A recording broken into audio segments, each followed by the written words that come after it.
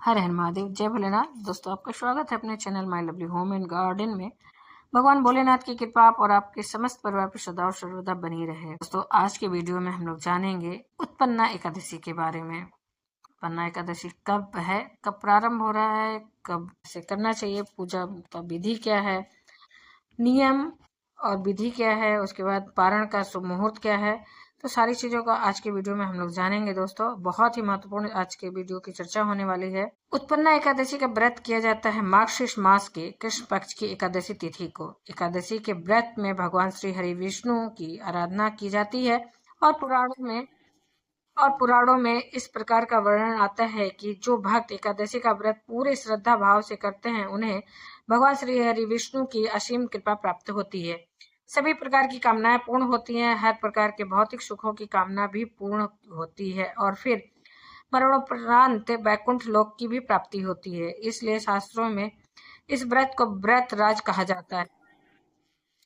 इस व्रत को व्रत राज कहा जाता है, यानी कि व्रतों का राजा। तो आप चाहे कोई भी व्रत ना करते हो, लेकिन आपको एकादशी का व्रत जरूर करना चाहिए। और जो भक्त किसी कारणवश एकादशी का व्रत नहीं कर पाते हैं, उन्हें भी आज के दिन विधि विधान से भगवान श्री हरि विष्णु की पूजा आराधना अवश्य करनी चाहिए। इससे भी भगवान श्री हरि विष्णु की असीम कृपा से के वो भागीदार होते हैं, असीम कृपा के पात्र होते हैं। तो आज की वीडियो में आप जानेंगे कि उत्पन्ना एकादशी साल 2024 में कब है, एकादशी की तिथि कब प्रारंभ हो रही है, कब समाप्त हो रही है, व्रत हमें कब धारण करना चाहिए और पारण का यानी कि व्रत खोलने का शुभ मुहूर्त क्या है। उत्पन्ना एकादशी के दिन किस प्रकार से भगवान श्री हरि विष्णु की पूजा आराधना करनी चाहिए, कौन से मंत्रों का जप करना चाहिए, कौन सा उपाय करना चाहिए, कौन सी वस्तु भगवान को अर्पित करने से मनवांछित कामनाएं पूर्ण हो जाएंगी। और जिस भी कामना से आप व्रत धारण करते हैं या फिर बिना व्रत किए भी आप पूजा आराधना कर रहे हैं, तो आपकी व्रत का, आपकी पूजा का संपूर्ण फल आपको प्राप्त हो। इसके लिए आज विशेष क्या करना चाहिए, संपूर्ण जानकारी आपको आज की वीडियो में शेयर करने वाली हूँ। तो बहुत महत्वपूर्ण है आज की वीडियो, पूरा जरूर देख लीजिए। अच्छी लगे तो लाइक कीजिए, क्योंकि आपके लाइक्स और कमेंट्स मेरे लिए बहुत ही महत्वपूर्ण होते हैं। वही एकमात्र जरिया है जिससे हमें पता चलता है कि ये वीडियो आपको अच्छी लगती है और आपके लिए उपयोगी है। अगर आपके लिए तनिक मात्र भी उपयोगी है तो अपने फ्रेंड्स और फैमिली में जरूर ही शेयर कीजिए।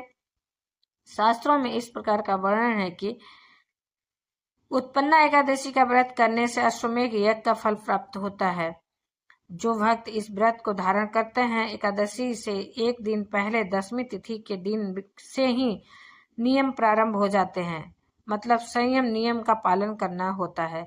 10वीं तिथि के दिन से ही एक समय भोजन करना और रात्रि में बिना आहार के, बिना भोजन के रहना। 10वीं तिथि की रात्रि में अन्न और नमक दोनों का ही त्याग किया जाता है। ब्रह्मचर्य का पालन करना चाहिए और अगर संभव हो तो भूमि पर शयन करना चाहिए। फिर एकादशी के दिन आप उठते हैं और ब्रह्म मुहूर्त में और उठकर नित्य कर्मों से निवृत्त होकर स्नान कर लीजिए। अगर संभव हो तो आप किसी पवित्र नदी में स्नान कर सकते हैं, नहीं तो घर में भी गंगा जल मिलाकर स्नान कर सकते हैं। इसके बाद भगवान सूर्य देव को जल अर्पित कीजिए।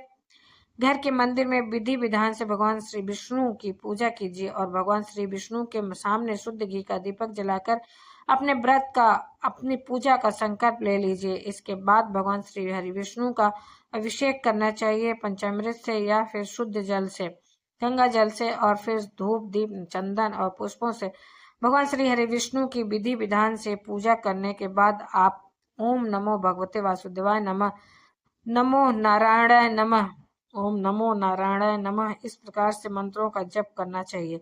उत्पन्ना एकादशी के दिन भगवान श्री हरि विष्णु की कृपा की प्राप्ति के लिए भगवत गीता का पाठ जरूर करना चाहिए।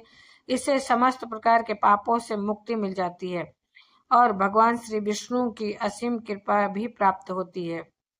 दिन भर आपको व्रत धारण करना होता है।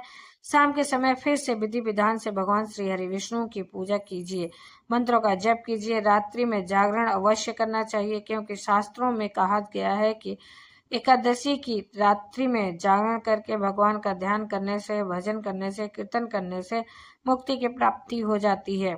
मनवांछित कामनाएं भी पूर्ण होती हैं, पितरों की भी कृपा मिलती है। इसलिए एकादशी की रात्रि में जागरण अवश्य करना चाहिए। एकादशी व्रत का पारण द्वादशी तिथि में किया जाता है, तो द्वादशी तिथि के दिन ब्रह्म मुहूर्त में उठ जाइए। उठकर नित्य कर्मों से निवृत्त होकर स्नान कर लीजिए। फिर भगवान श्री विष्णु की पूजा करके अपना व्रत, अपनी जो साधना है, जो भी आपके मंत्र इत्यादि हैं, सब कुछ भगवान को समर्पित करके, और व्रत में पूजा पाठ में अगर किसी भी प्रकार की भूल चूक हो गई है तो उसके लिए क्षमा प्रार्थना कर लीजिए। अब आपका व्रत, आपकी पूजा संपूर्ण हुई। इसके बाद शुद्ध और सात्विक भोजन बनाकर भगवान को भोग लगा लीजिए। ब्राह्मण को भोजन करा दीजिए, और ब्राह्मण भोजन ना करा पाए तो ब्राह्मण के निमित्त भोजन की कच्ची सामग्री निकाल कर रख लीजिए दक्षिणा के साथ। और फिर शुभ मुहूर्त में आप अपना व्रत खोल सकते हैं, व्रत का पारण कर सकते हैं। तो दशमी से द्वादशी तक के ये नियम होते हैं। यह संक्षिप्त वर्णन है, बहुत ही संक्षिप्त में मैंने आपको बताने की कोशिश की। इन नियमों का पालन करना एकादशी व्रत करने वाले के लिए अत्यंत आवश्यक है। अब जानते हैं कि एकादशी की तिथि कब प्रारंभ हो रही है, कब समाप्त हो रही है, व्रत हमें कब धारण करना चाहिए। मार्गशीर्ष की कृष्ण पक्ष की एकादशी तिथि का प्रारंभ हो रहा है 26 नवंबर 2024 को सुबह 1:02 पर, और समाप्त हो रहा है 27 नवंबर को 3:04 पर। तो दोस्तों, सूर्योदय कालीन तिथि जो हमें प्राप्त हो रही है 26 नवंबर को, इसलिए 26 नवंबर मंगलवार के दिन उत्पन्ना एकादशी का व्रत धारण किया जाएगा। एकादशी व्रत का पारण जो है किया जाएगा द्वादशी तिथि में। तो द्वादशी तिथि प्रारंभ हो रही 27 नवंबर को 3:47 पर, और द्वादशी तिथि समाप्त हो रही है 28 नवंबर को 6:24 पर। एकादशी व्रत का पारण हरिवासर की समाप्ति के बाद किया जाता है। तो हरिवासर की समाप्ति का समय रहेगा 27 नवंबर को सुबह में 11 बजे। एकादशी का व्रत का पारण हमेशा शुभ मुहूर्त में किया जाता है, तो हरिवासर की समाप्ति के बाद ही हम व्रत खोल सकते हैं। तो ऐसे में व्रत के पारण का जो शुभ मुहूर्त आपको प्राप्त हो रहा है वो होगा आपको दोपहर में 1:12 से दोपहर में 1:18 तक।